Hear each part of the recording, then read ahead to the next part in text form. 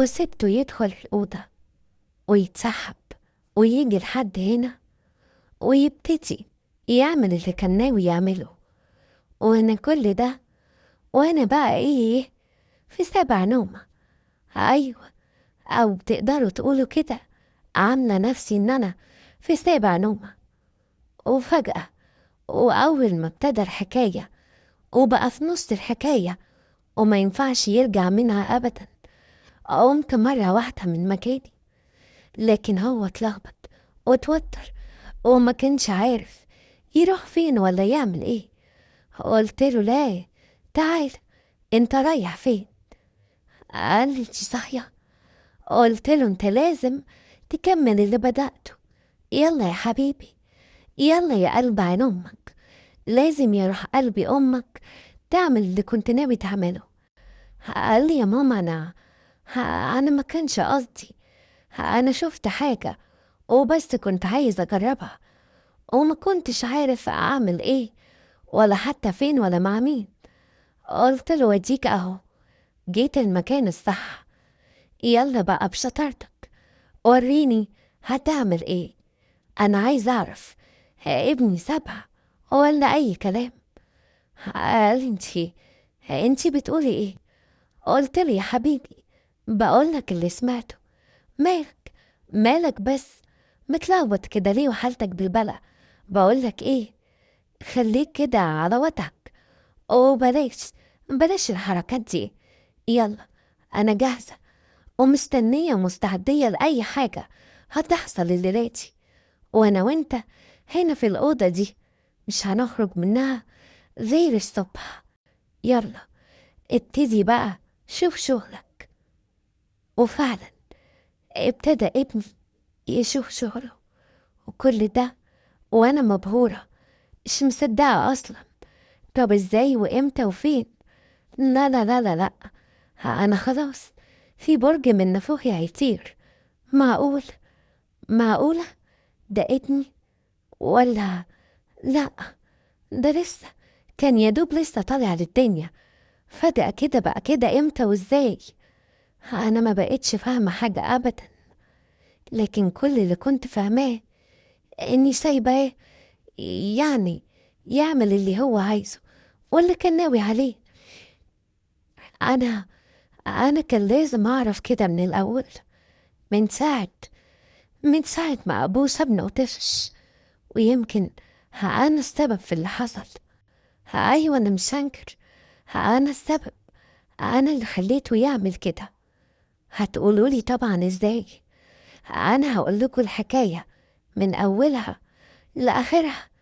لكن قبل ما اقول لكم الحكاية دي لازم تعرفوا ان انا ما كنتش اقصد ابدا اللي حصل، واني اي حاجة هتسمعوها لازم اي حد بيسمعها اكون انا عبرة وعظة ليه وما يقعش في نفس الغلط. انا عارفة بس ايه اللي خلاني اعمل كده. انا كنت حلوة وصغيرة، كنت بيتقدملي عرسان كتير كتير قوي، لكن كنت برفضهم. لدرجة ان امي كانت تقعد تقولي انتي يا حبيبتي من كتر عرسانها بارت. قلت لها ايه يا ماما الكلام ده؟ قالت لي ده مش كلام، ده مثل، مثل وهيتطبق عليكي. قلت لها وليه بتقولي لي كده؟ قالت لي عشان كل قرايبنا اللي في سنك، حتى عيال خالاتك وعيال عماتك وعمامك اللي في سنك واصغر اتجوزوا، وفي منهم اللي عيالهم بقوا طولهم، وفي منهم اللي حامل وعلى وش ولادها، وانتي لسه قاعدة جنبي رفضتي عيال عمامك اللي تقدمولك وعيال خالاتك. وحتى لما بيجيلك أي عريس من أي حتة بترفضيه. قلت لها وبعدين بقى يا ماما لما يجي النصيب. وفضلت أقول الكلمة دي لحد ما كبرت، ويعني فاتني قطر الجواز زي ما بيقولوا، وبقيت قاعدة جنب أمي. أيوة، وبعدين اتقدم لي واحد يعني أكبر مني، كان فرق بيني وبينه 16 سنة. بصراحة ما كانش فارق معايا، كل اللي كان فارق معايا إن أنا أتجوز، لأن فاتني قطر الجواز زي ما بيقولوا كده، وخلاص كنت دخلت في مرحلة صعب جدا إني أنطق اسمها حتى، وعلشان كده وافقت بيه. وفعلا اتجوزنا بسرعة برغم إن أهلي ما كانوش موافقين عليه، ما كانوش يعرفوا عنه أي حاجة، وكانوا بيقولوا لي طب ازاي بس انتي عيلتك كبيرة ومن عيلة ليها اسمها ومركزها، ازاي بس؟ قلت لهم بقولكوا ايه، انتوا مش عايزين نتجوز، اديني اهو بتجوز وبعمل اللي انتوا عايزينه.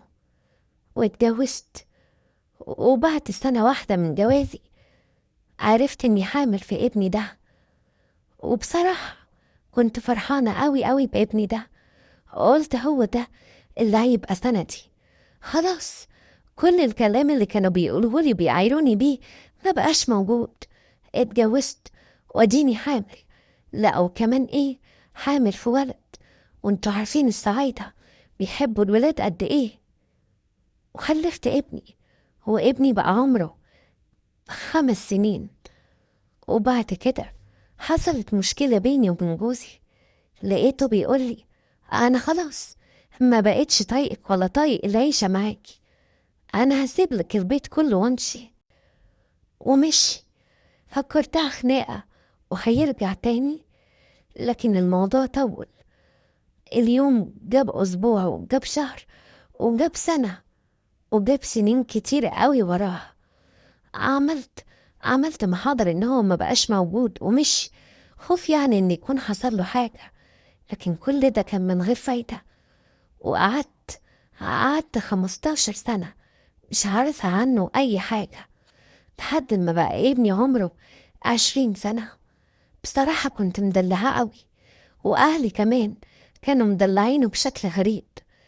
انتوا عارفين الدلع الزيادة ممكن يبوظ صاحبه. ابني كبر عن أي حاجة بيعملها هتعدي، وأي حاجة بتطلبها لازم تجيله، ولو يعني راح هنا ولا هنا ما ينفعش حد يقوله انت بتعمل ايه. خلاص اتعود على كده، ويمكن انا السبب. ايوه، انا اللي عملت فيه كده، انا اللي دلعته بالزيادة. لحد ما في يوم كان قاعد بيتفرج على حاجة على تليفونه، وانا سمعته وشفت.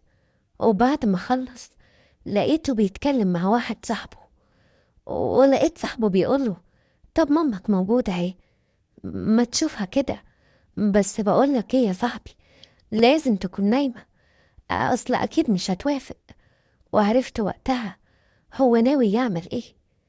بصراحة لقيته يعني جايب لي عصير كده، كان أول مرة يعمل كده، وأنا كنت سمعته وصاحبه بيتفق معاه يعمل إيه.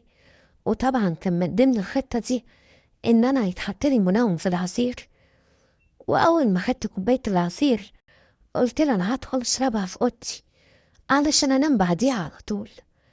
لكن لما دخلت الأوضة دلقت كوباية العصير من الشباك وحطيتها جنبي كأني شربتها، وعملت نفسي إن أنا نايمة.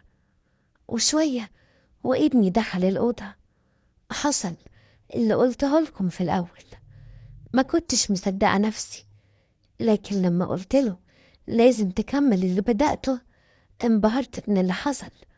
أيوة، ومن اليوم ده ما بقتش عارفة أبدا أستغنى عن وجوده ولا عن أي حاجة بيعملها.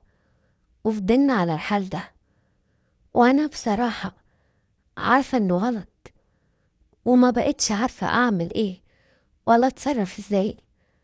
علشان كده جيت لكم وحكيت لكم قصتي، وانتوا تفيدوني وتقولولي أعمل إيه وأتصرف إزاي.